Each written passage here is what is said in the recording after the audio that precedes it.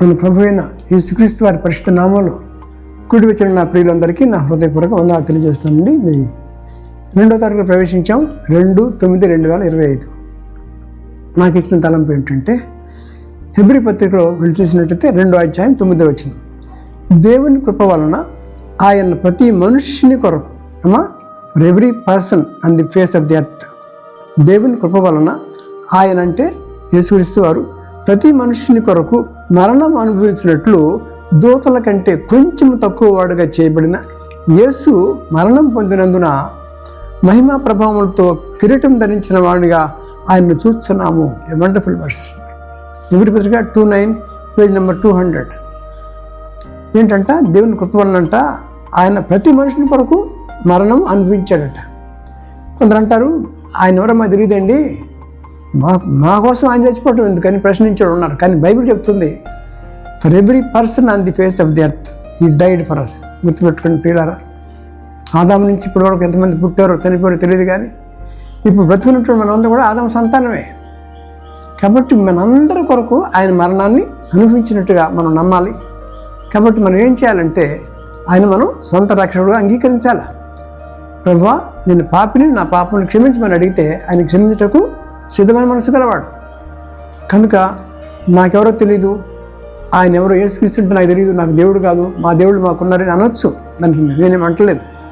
కానీ రక్షణ పొందాలనుకుంటే మాత్రం, ఆయన ద్వారానే విమోచన అనుకుంటే మాత్రం ఆయన దగ్గరికి వచ్చి, ప్రభువా నేను పాపనంటే క్షమిస్తాడే. కాబట్టి మనం, మన కుటుంబాలు, మన బిడ్డలు అందరి కొరకు ఆయన ప్రాణం పెట్టాడు. కాబట్టి ఆయన స్తుతించాలా, ఆయన కొనియాడాలా, గనపరచాలా. మన పక్షంగా మన స్థానంలో ఆయన అన్యాయపు తీర్పు పొందినాడు, నిలబడ్డాడట. ఎవరు సిలువ వాళ్ళు మోసుకోవాలి. కానీ దేవుడు ఏం చేశాడంటే, మీరు అందరూ సిలువలు మోయక్కర్లేదు, నా కుమారుని పంపిస్తున్నాను, అందరు సిలువలు ఆయన మోస్తాడని చెప్పి చెప్పడం అద్భుతం. ఆయన శాపశాపాలు మోసాడు, ఆయన శాపగ్రాహిగా వచ్చాడు. ఆయన ప్రాణం పెట్టడానికి నాకు అధికారం ఉంది, ప్రాణం తీసుకోవడానికి అధికారం ఉందని చెప్పి అన్నాడు.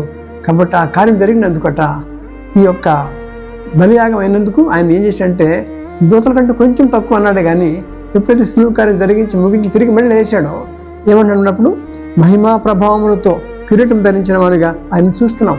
కాబట్టి అటువంటి ప్రభు మన పక్షాన్ని విజ్ఞాపన చేస్తున్నాడు, మన కోసం ఆయన ప్రార్థన చేస్తున్నాడు. మనందరూ రక్షణ పడాలి, ఇంకా రక్షణ కోసం అందరి కోసం విజ్ఞాపన చేస్తున్నాడు.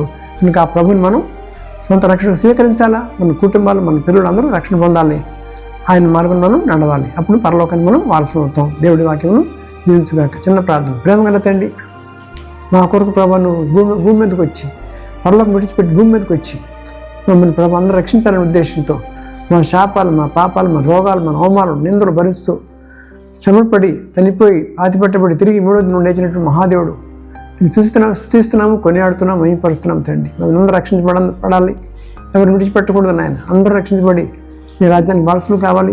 ఎత్తబడే సంఘం మేమందరం ఉండేట్టుగా నీ కృపను మాకు అనుగ్రహించమని యేసుక్రీస్తు వారి పరిశుద్ధ నామంలో ఒక వినయంగా నిన్ను అడిగి వేడుకుంటున్నాం తండ్రి. Amen, amen. Thank you very much. God bless you.